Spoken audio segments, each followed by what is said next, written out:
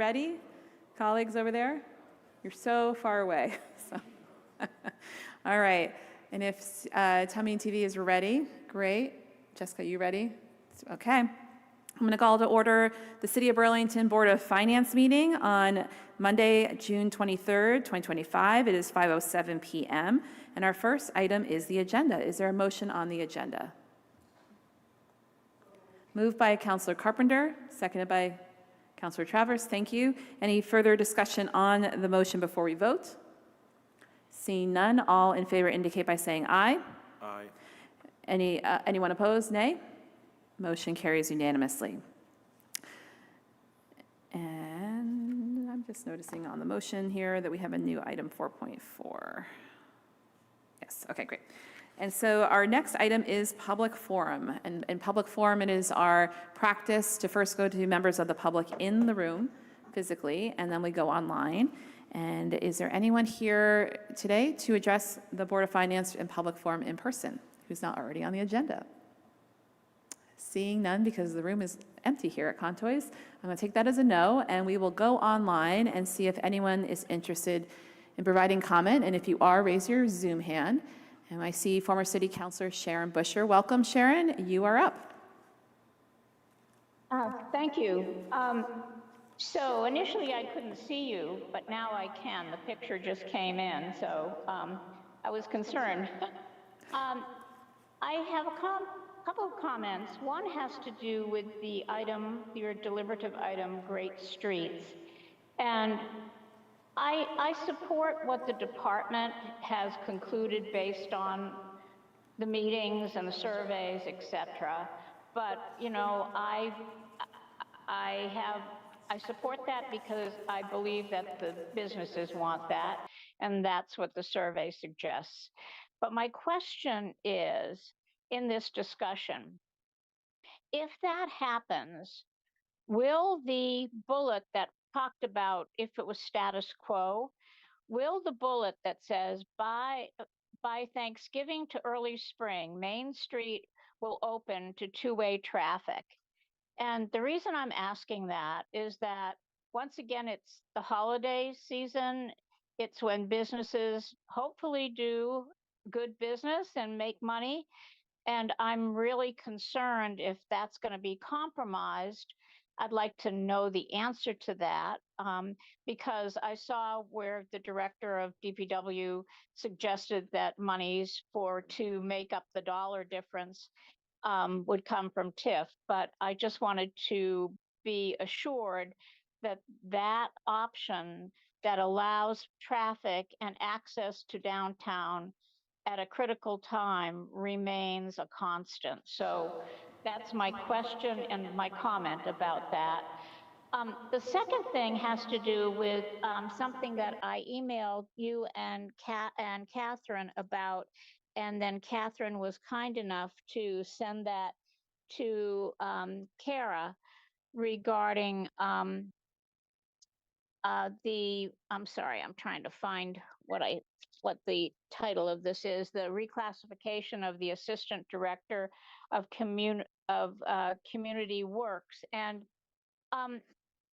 I didn't see an org chart, but Kara was kind enough to add that org chart. I know this is very difficult because it's a newly put together department, but I don't understand from the org chart and from the description who this person, it says it supervises one person, but the org chart just has that position hanging out there. The job description says that this position will report directly to the CEDO director. So I understand the reporting mechanism. If there is someone that this person that reports to this position, I don't get it from the org chart. So maybe I'm just misunderstanding the job description, or maybe there's a missing piece in the org chart. Because of the reorg, there isn't a current org chart and a proposed one like normally, so that you can make those comparisons. And I understand that. But those are my comments for tonight. Thank you so much. Thank you, Sharon. Is there anyone else online who would like to address Board of Finance? I see Kelly Devine. Yes, Kelly, thank you. Yep, go ahead. Thank you, Mayor Mulvaney Stanek. Just a couple of quick comments. I've had some conversations both with a lot of downtown business owners and with Director Spencer about the plan for Main Street and the plan for night and weekend reopening. If you look at the survey and some of the comments that we got, there seemed to be people that were pretty in favor of just moving forward, as well as people that were in favor of the nights and weekends piece. I think given the budget considerations in the city and how difficult things have been generally for business downtown, I think we should probably be mindful of spending $600,000 potentially on that nights and weekends piece, because of the survey did show people downtown and business owners were pretty divided. So I just offer that as a caution. The other thing I want to reiterate is a caution about any anticipated tax revenue that's based on economic activity. I've been in regular touch with businesses, and most people are reporting, even so far this year, that business volume is down. And I appreciate everything that the city is doing to try to attract more people.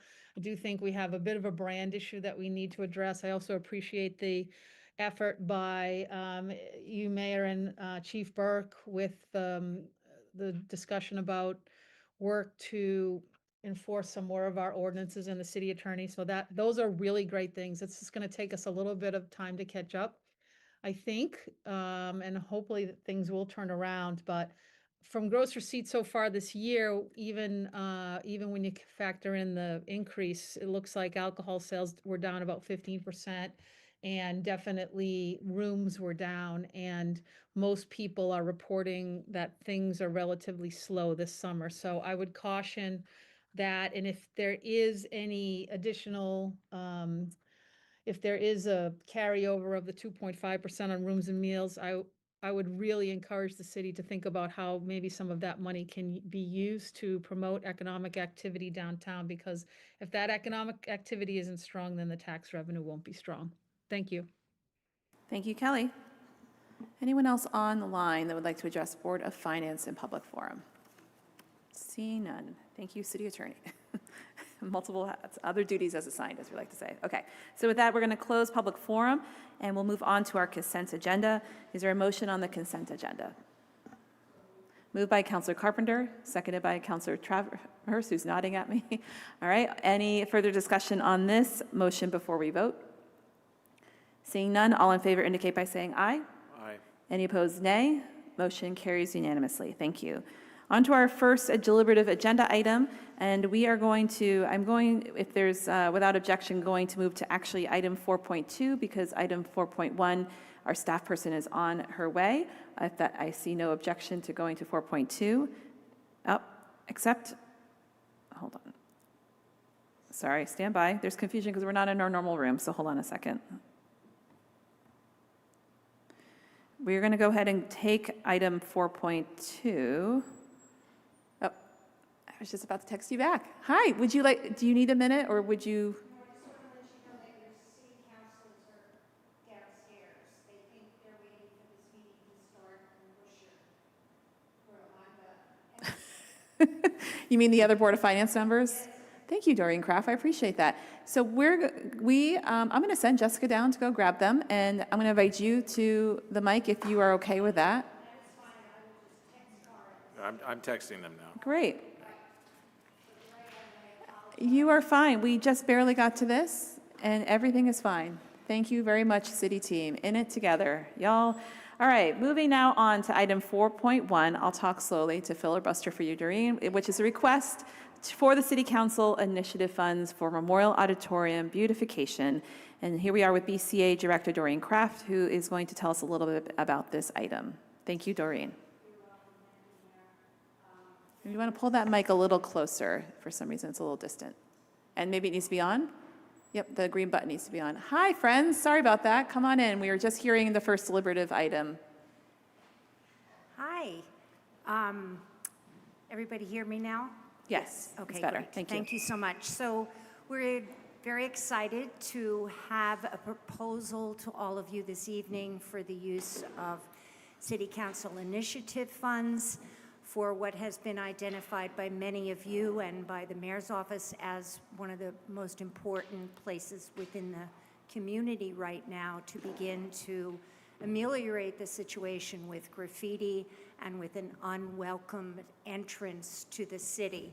And so our team has worked in researching many different methods that we could approach this remediation. And as you know, it's a brick building. It's a building that is under discussion for different types of development. And so the work that it would take to do an actual mural, which was the original proposal, would be a very significant cost and also not really address the larger issues.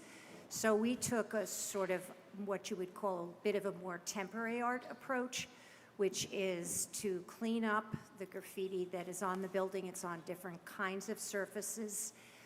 We would be working with Bill Ward's office on this and with an experienced team who've been working throughout the city. And we'd also approach the fence with a banner that would basically create a welcome banner 180 feet long to residents of the city and to visitors as you come down the hill and enter the gateway to Burlington. And it would use the artwork of 10 different local artists in Burlington. We would license their existing work. We would be able to reproduce this on the material, cover all of that fencing on both Main Street and on South Union. And we would use language, we would use 10 different languages to say welcome to the city, and appropriate abstracted artwork that I think would be a deterrent to being graffitied and identifying the artists that are creating this work and receiving compensation. It's a summary of it. It's got a lot of more technical details, which I would have had my partner here, Colin, to describe, but do my best to answer your questions tonight. Thank you, Doreen. Are there questions from the board on item 4.1? Councilor Travers, and then Councilor Carpenter. Yep. Thank you, Mayor, and thank you, Director Kraft, for being here. Deeply appreciative, as always, for the work done by Burlington City Arts. Congratulations on a very successful weekend with Juneteenth. It was really fabulous to see everything that BCA and REIB and different city partners were doing down here this weekend. I think my question is less for you and perhaps, Mayor, for you or the CAO. So I'm seeing that the recommended action on Civic Clerk is to approve the full request of $14,000. I had suggested that perhaps that number needed to be $13,500 because I believe when we take into account our resolution on Canada Street, plus the Juneteenth mural request that's on the agenda this evening, plus this, we may be a couple $100 over if we were to approve the full $14,000. So I suppose I wanted to flag that and figure it out. I'm certainly more than willing to approve the recommended action, but noting that this may over budget our FY25 allotment here, perhaps dipping into whatever's authorized for FY26. I appreciate that, Councilor Travers. And the one meeting for which I sent the CAO off to finish the budget resolution, she's not here to answer that. What I might actually recommend to the board, just to cover our bases and to move this forward, if it's the prerogative of the board, of course, is that perhaps we say the remainder of funds or something like that in this fund so that we don't over budget, because that would not be great. And we also want to make sure we maximize the resources to BCA, and we're really pretty close. So that would be my stand-in answer for you. Great. Okay. I will say that I'm certain that we have at least $13,500, and this is really in the margins. So I appreciate that, Mayor, and we'll likely make a motion to that end. Okay, I appreciate that. Thank you, Councilor. Councilor Carpenter. Can you turn on your mic and use your mic, Counselor? Thank you. Sorry. That's okay. It's my understanding that council initiative funds can roll over. We don't have any, apparently, but if we had them, have they rolled over? And you don't have to answer that tonight. Well, I do know the answer to that, too. I'm going to stand in for the CAO. We are being more consistent around rollover funds, that is not something that is in the best practice of the city, because we should be using any unused funds, no matter where the source, for our unassigned fund balance. And so they were making only one exception. You'll see this in the budget resolution that we're posting related to the hiring of the chief for BPD. But other than that, that is not the practice of the city. Now, if there is an exception on particularly this line item, that would be very unique, and I'm happy to get that answer for you if I'm missing a unique exception. But we do honor requests that lop over into another fiscal year.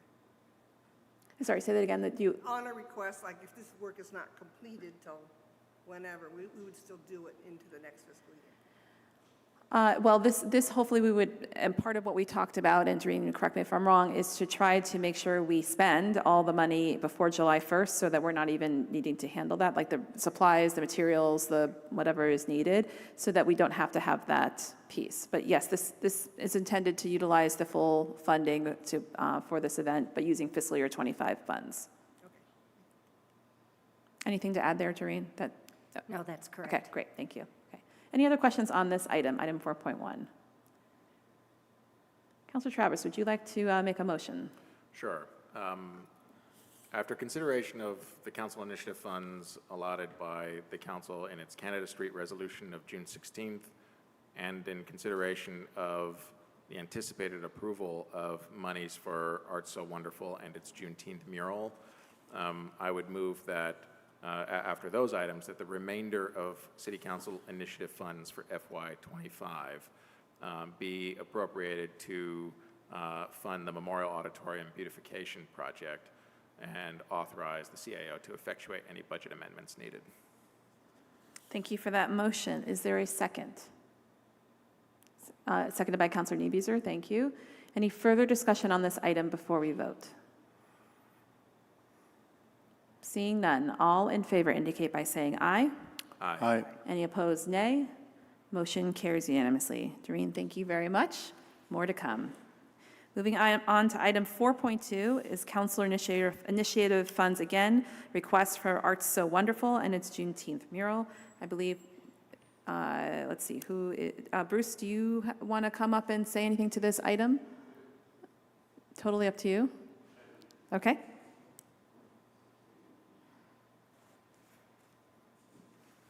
Welcome. Would you like to introduce yourself for our viewers at home? So I'm Bruce Wilson, director of Art So Wonderful. Art So Wonderful has been around since 2002, and we have a graffiti abatement program. And so what we do is clean up graffiti primarily around Burlington since 2002, and we put those murals around them. Probably around 70% of the murals in Burlington is through Art So Wonderful. And so we're very thankful to that.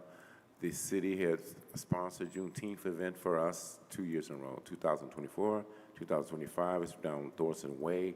Go down and check it out. Our goal is to, if you go down Thorson Way, you will see that how beautiful it looks now. It used to be like graffiti all down the alley. And through Art So Wonderful and our volunteers, we have cleaned up the graffiti, and it's incredible murals all the way around that alleyway. We still have some murals to go, and so we're gonna keep that beautiful, curate our murals like we do all our murals and electrical boxes. We make sure they stay looking good. And so this is gonna be one of the city attractions that we do in Thorson Way, that people will come to Vermont, they'll say, wow, hopefully they go to, I think it might be a BTV plan when I help put items on the BTV plan years ago that to do these murals and graffiti abatement program. But anyways, I'm hopeful that people, when they visit Vermont from around the world, they'll go down Thorson Way, see these beautiful murals, and be happy. And I know a lot of people through the years have gone down Thorson Way, and they don't want to go down there because it's grimy and graffiti everywhere. Now you go down there, it's beautiful. You'll see the work becoming. We put 4 murals down there, Juneteenth event. I counted personally 53 people participated, young and old. And so it's always so beautiful to see these people put, it's like a color by number, color by number. We have our coordinators out there saying this is red, this is blue, this, that, and other. And they paint it in. And if you go down Thornton Way today, or anytime, you'll see these beautiful Juneteenth murals. And we're very happy that the City of Burlington always sponsors us on these initiatives. And so we're very happy, too, that since 2002, that we also clean, through our graffiti abatement program, that we've cleaned graffiti and making the City of Burlington incredibly beautiful.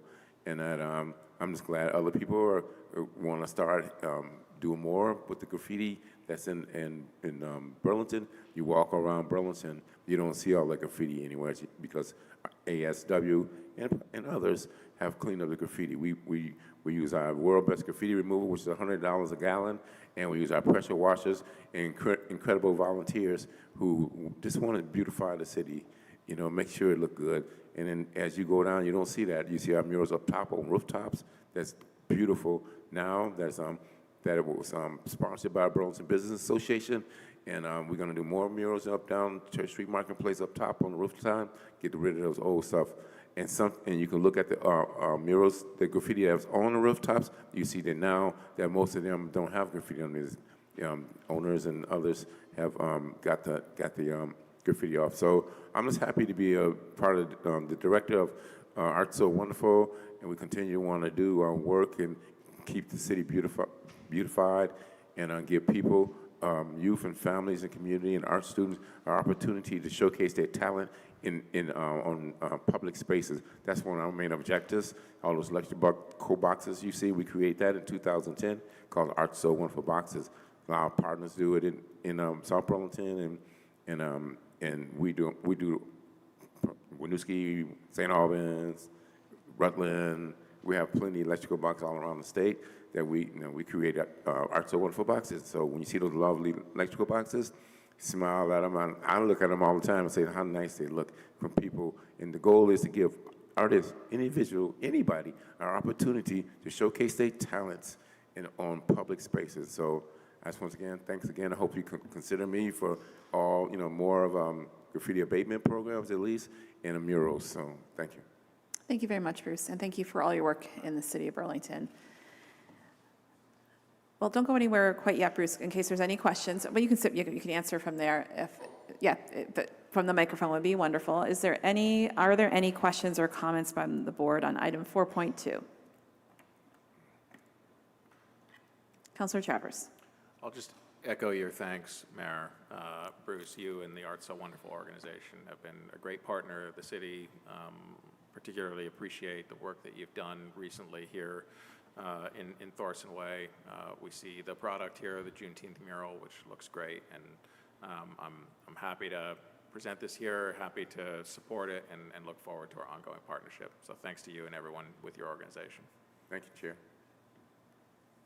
And with that, are we ready for a motion? Councilor Carpenter? So move. Can you use the mic, please? So move. So as moved on, Civic Clerk, is there a second? Seconded by Councilor Barlow, thank you. Any further discussion before we vote? Okay, seeing none, all in favor indicate by saying aye. Aye. Any opposed, nay. Motion carries unanimously. Thank you, Bruce. Thank you again. Okay, take care, thank you.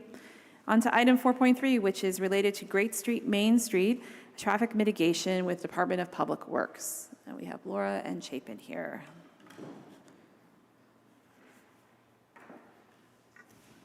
All right, thank you very much. We are here in front of the Board of Finance tonight seeking your support to use investment earnings to embark on a construction mitigation effort to provide two-way night and weekend traffic accommodation along the Great Streets Main Street project. And I want to thank the CT office, the city attorney, business and workforce development, and the project team who really has been very busy over the last couple of weeks, in particular last Tuesday, Wednesday, Thursday, doing a lot of door-to-door knocking for a quick survey that you'll see in your packet that really helped give us a good pulse of where the business community is at and help leading us towards our staff recommendation that's in the packet here. I'll turn it over to Laura, and then we're happy to answer any questions. Yep, just to quickly, that doesn't seem like it's, there we go. Just to quickly answer one of the questions we heard during public forum, neither option 1 or 2, even 3 or 4, changes the winter shutdown period. That is something that is part of the schedule and will continue regardless of how we proceed tonight. We brought this in front of the Board of Finance just to ensure that during the council item later tonight, we have all of the options on the table related to being able to make use of up to $600,000 of the investment earnings, understanding that if the council later on chooses to go in a different direction, they have that authority to do so. Thank you to both of you. I didn't give you your full titles. Chapin Spencer, DPW Director, and Laura Wheelock, our City Engineer. All right, are there questions or discussion from the board on item 4.3? Councilor Travers. Thank you, Mayor, and Director Spencer, City Engineer Wheelock. Deeply, deeply appreciative of all the work that you've put into this over the last couple of weeks. I think it's been very responsive to concerns that we've heard in our community. And I know it's been a bit of a whirlwind here, but very, very appreciative for the information that you've put together and provided here. I have one question for you all, and I know that we're also joined by Ashley Parker, so it may be a question for Ashley, and then perhaps a comment on this. But the main question is, now that we've identified the potential funding source for the $600,000 as investment income on the bonds related to the TIF district and to this project, my question is whether or not, legally speaking, those $600,000 or whatever that number may be must go to capital projects, or if there's any flexibility for those monies to be applied to other traffic mitigation initiatives. So, I mean, just to put it out there, right, I know that there's been folks talking about whether or not monies could be used for direct relief to businesses through a grant program or a revolving loan program, whether or not the monies could be used for additional signage and wayfinding opportunities. You'll recall that the downtown resolution sort of talked about that amongst other items. Really just non-capital initiatives to mitigate the traffic impact, and I think it would be helpful for folks to know as we identify this investment income as a source of funding here, must it be only earmarked towards capital projects, or is there any flexibility? I think it would be good for Ashley to start. Yeah. Okay. Hi, Ashley, go ahead. Yep, go ahead. Thank you. Yeah, so I think to start, our guidance from our bond council has been to use these revenues to support capital improvements, so capital specific expenditures, and then other than that, to be put towards interest for debt as part of our debt service payments. Those are the two types of expenditures that we have been that have been provided to us, like guidance wise. So that said, you know, I heard you mention something about wayfinding signage, and I believe that DPW has already incorporated wayfinding signage into the current project expenditures to date. And you know, I don't know exactly how that fits into the current proposal specifically, but there may be some things that could fit into that world. You know, debt relief or some kind of relief for businesses would definitely be categorized as more of a related cost or a soft cost. And that will be more challenging to fund with the investment earnings that we're talking about here. Thank you, Ashley. Anything to add, staff here? Ashley is correct that as it relates to general wayfinding, being able to navigate in and around the project construction site, that is something that we are funding through the bond. However, the marketing funding that you see that's up on the construction fences and the work that Business and Workforce has been doing has been funded totally separately from the bond, as that was deemed to not be an eligible promotional type activity. Thank you, Laura. Further questions, Councilor Travers? Yeah, so do you have any sense, and perhaps you already alluded to this, but if you could just confirm, if the council were to approve of this evening, what would be the first night that two-way traffic would be reopened? Do you have any sense of the timeline there? Can you confirm it? Yep. The first night to have this be continuous and not just kind of as a happenstance of activity is June 27th for the blocks between Pine Street and Church Street. And tentatively for the block from Church to South Winooski would be as early as August 1st, but potentially up to August 15th, depending on how well the work goes from here. Okay, I don't have any additional questions at this point in time, Mayor. Okay, thank you. Councilor Barlow. Thank you, and thank you again for all the hard work. I know that's gone into these hurried requests to try to figure out a way to accommodate some relief. I guess Councilor Travers asked my questions, but I guess I'd like to dig into the sort of the wayfinding and as an eligible expense a little bit more, and specifically, is it just directional wayfinding on streets, or could it be wayfinding to businesses that are affected by the construction? Or would that, maybe that would be sort of wandering too close to the line that Ashley referred to, where it's more promotional? Yep, so we have done some of it with logos of different businesses early on to give an indication, who's behind a road closure and how to get to different places. We've done this in a sense that we've broadcast it through every business that we could get our hands on their logo throughout the corridor as kind of an equal opportunity versus what you saw early on in the project. Ski Rack had invested their own signage to be a little bit more significant to find their location behind some of the closures. Ours have more of an inclusive tone to them.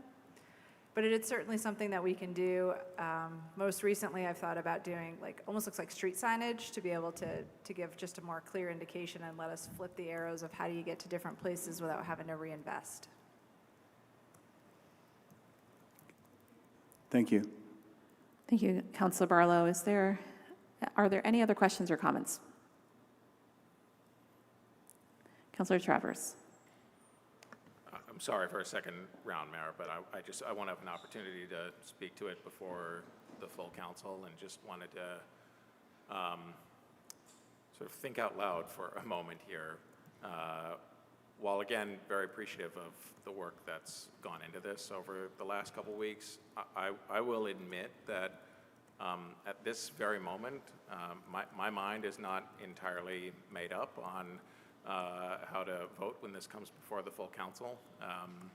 $600,000 is a not insignificant amount of money. It seems that in terms of the doing something else options, that certainly the nights or weekends were the highest ranked on the survey that you sent out. But there's also a significant number of respondents to the survey that said, stay the course, right?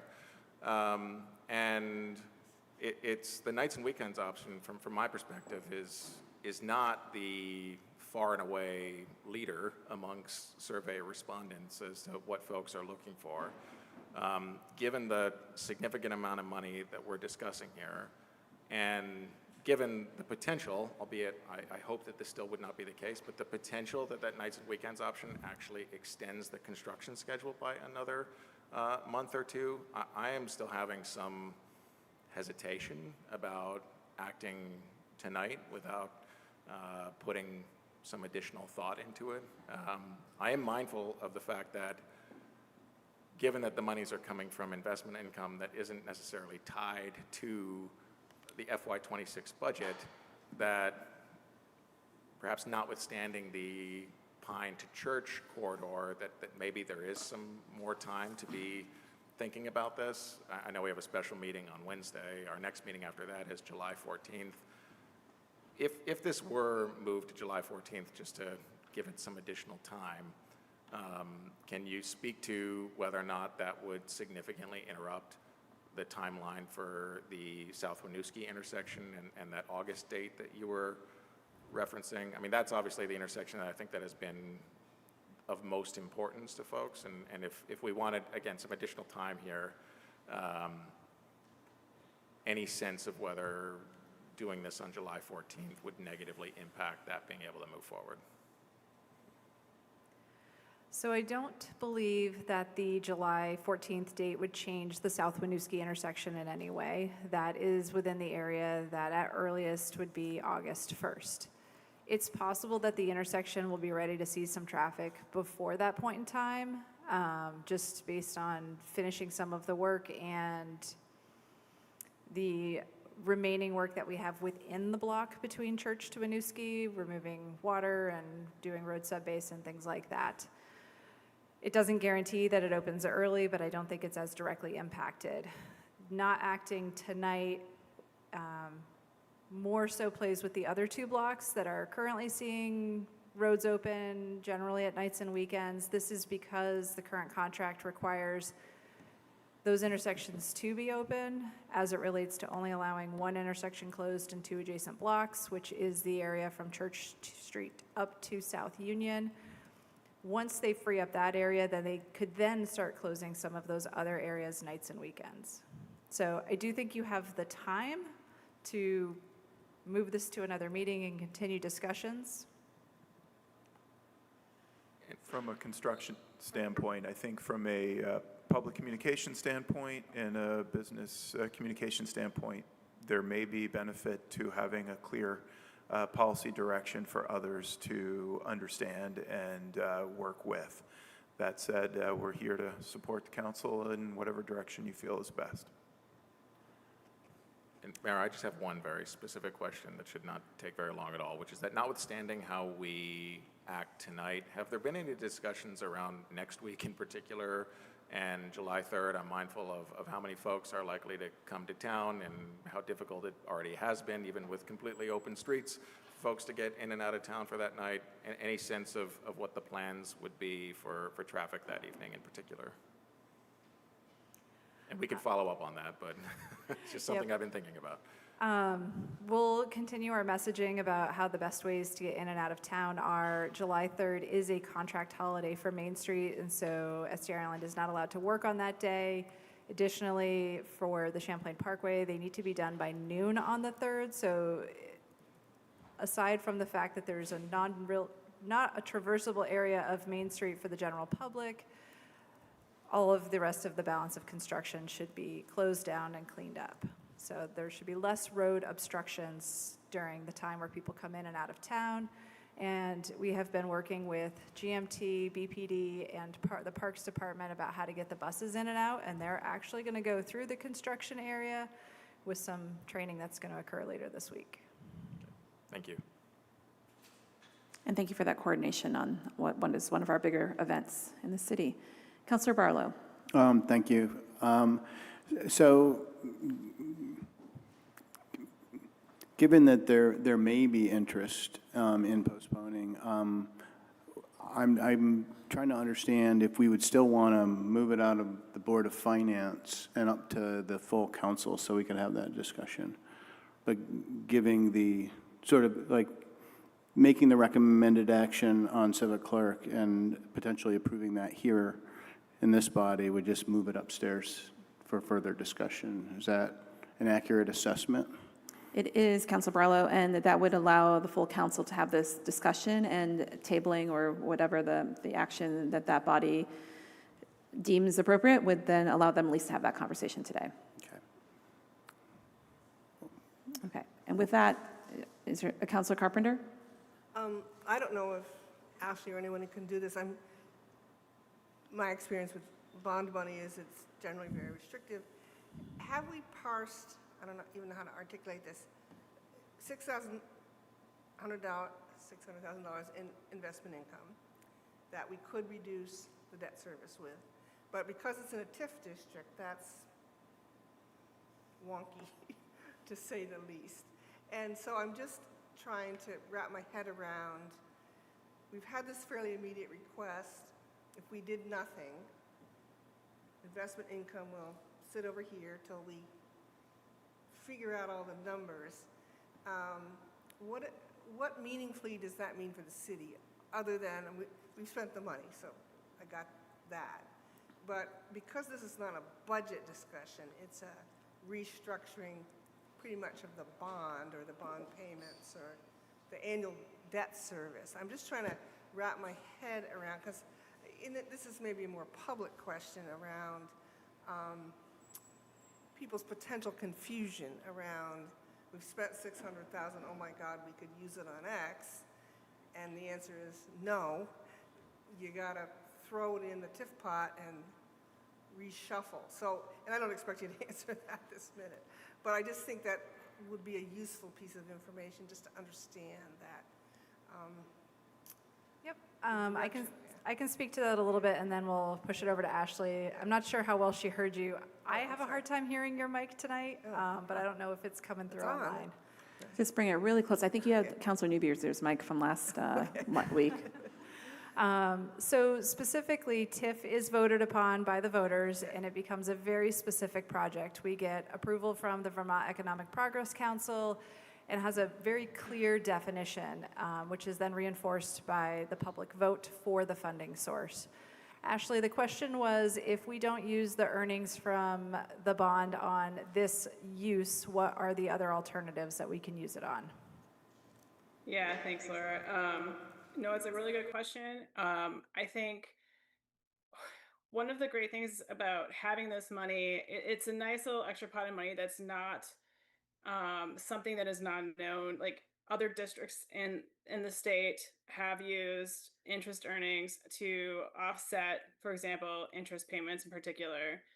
I think what we've been doing sitting on this is we've been keeping an eye on our districts, our projects that are going on, in particular with the downtown project. This one has been over budget, I think, since before I really took over this administrative role in the CT office. And so I think in this district in particular, you know, we've got a decent increment revenue stream coming in to help us offset some debt service payments. And I think it is a good plan to think about using some additional earnings to offset capital improvement costs that would be supportive of this project in particular and our business community. You know, that said, if we did not use this money towards these voter approved projects, you know, it does give us additional monies that can help us reduce the amount of interest that would otherwise come out of increment. And what that means is you have a combination of municipal and education increment and potentially putting more back into the education fund. So that is the other side of this coin.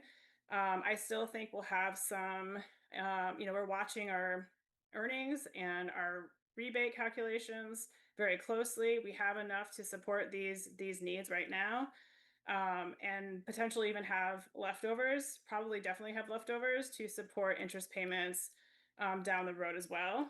And so, you know, I think in this case for the downtown district in particular, I do think supporting the improvement side of things makes sense here. I hope that answers some of your questions. Yeah. Thank you. You're welcome. Thank you, Councilor Carpenter. Thank you, Ashley. Councilor Barlow. I would move the two-part recommendation on civic clerk, unless you want me to read it in its entirety. I think that is well in order. Okay, thank you. So thank you, Councilor Barlow. Is there a second? Second by Councilor Carpenter. Thank you. Any further discussion on item 4.3 before we vote? Okay, seeing none, all in favor indicate by saying aye. Aye. Aye. Any opposed, nay? Motion carries unanimously. Thank you. On to our last deliberative item. Thank you, team. Appreciate it. Ashley, thank you. We're moving on now to item 4.4, a reclassification and retitling of Assistant Director of Community Works, BWD, and actually that should read CEDO, or no. Well, Cara will explain this to us. Welcome, Cara. Hi, yes. The position of Assistant Director for Community Works, which, just for clarification, was previously held by an individual named Samantha Dunn. I mention that only because she's come before this body multiple times, so you understand the position. That has been frozen since she left the city approximately a year ago. And as part of the CEDO merger and the ModGov initiative, this position is now unfrozen and was also present on my org chart for the budget presentations as well. And now I'm looking to post and fill the position. The previous job description, so this skill set is not very prevalent in our community, having someone who can manage these large public-private partnerships. And the job description was very much written around what I believe was the previous job holder's resume a little bit. I lowered some of the years of experience recommended for this position so that we could maybe have a broader candidate pool. That resulted in a reclassification downward from a grade 26 to a grade 23. I also don't need this position to be an assistant director in the new CEDO. Instead, I would like to clear this individual's plate of some other sort of administrative and managerial responsibilities so they can just focus on project management for our large real estate development projects. And I'm happy to answer any questions. Thank you, Cara. Are there questions on item 4.4? Council Carpenter. I appreciate all of what you're saying and agree that this should be a project manager. I hate to say this, but I'm somewhat concerned about actually downgrading it in the sense of you identified this is a very difficult and specific skill set. I agree. And so I hate to see us get in a too tight a box at this point in time in the recruitment. And I'm not sure what to do with that thought other than to say, I think it's just going to be a difficult position to recruit for. Maybe you've got somebody up your sleeve, but I have a concern about that. So and maybe this is a mayor's question, is where does that leave us if we get a fabulous candidate and they come to us with more experience or good experience, but the salary level is just not going to work? How much latitude are we going to have to deal with that? We don't really have latitude. So what happens is when I change the requirements for the position in an attempt to broaden the application base, it automatically triggered then a reclassification review by human resources that resulted in the reclassification down. I do understand your concerns. I suppose the only alternative would be for the Board of Finance to reject this motion, and I can change the title of the role without having to come back here, and I would post it as is as a grade 26. I would need to review the budgetary impacts of that, depending on the candidate. So I will say that grade 23 goes from a little over 94,000 to a little over 112. And grade 26 is 105 to 126. So we're still very close in that sort of six-figure range, which I'm hoping would attract a qualified candidate. But I do understand your concern. Can we, I don't want to slow it down because I think it's critical. We need it like yesterday. Mm-hmm. And maybe this is, we can talk, can we do like almost a parallel market review in the sense of double checking, or maybe you've already done that, double checking. I understand how the HR coding works. And I hate those systems, but I understand it shoots you in different boxes. But because this is a unique set of knowledge, that may not be reflected in the system that we have, and we've talked about that with other positions. So I guess, I don't know what I'm asking, but I'm fine with approving it, but I want to create a window for you to come back to us if you do some quickie checking and saying, we just can't get anybody for this.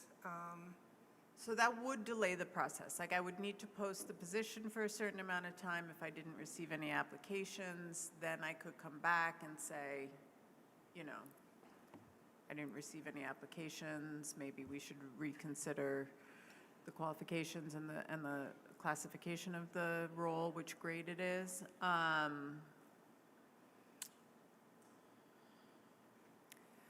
I'm also going to jump in here and just also encourage us to consider wage compression here. If we were to instead either leave it as is with where it is, there's no one to report to this position. And when you start getting into that range, we have other folks who have reports.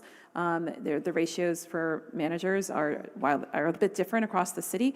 So I would start to worry about that without having first the information of, are there qualified candidates with the work that Cara did on this job description who would be able to come online and be interested in this? I think that's the first question to answer. And I appreciate that, and I don't want to slow it down. One of the flaws, and I can never remember the name of the system of that. Willis, the Willis. I've used system. Willis. I don't like Willis. And always was a problem, particularly on the finance side, because you'd have the need for a bond person as one example, but they never supervised anybody. So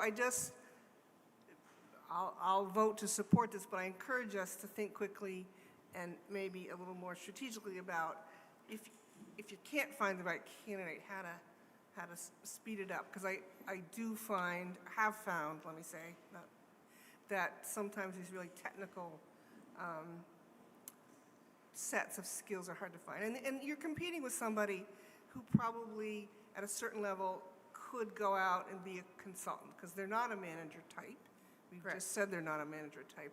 And so I just don't want us to. Or work on the other side of the project, on the Yeah. on the developer side in the private sector. Correct. Yeah, it you know, I understand what the mayor's saying, and I do agree with that, because we have had some issues with wage compression, and also these types of positions are tricky to fill. Mm-hmm. Yeah.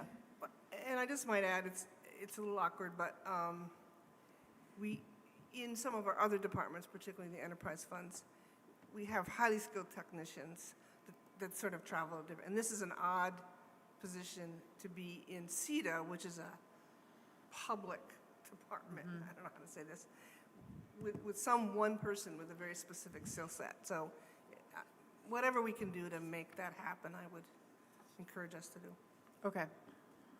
Thank you, Council Carpenter. Thank you, Cara. I hear the bell chiming. So this is Board of Finance, and this is the Board of Finance meeting. This is the Board of Finance meeting. So is there any further discussion on this item before I see if there's a motion?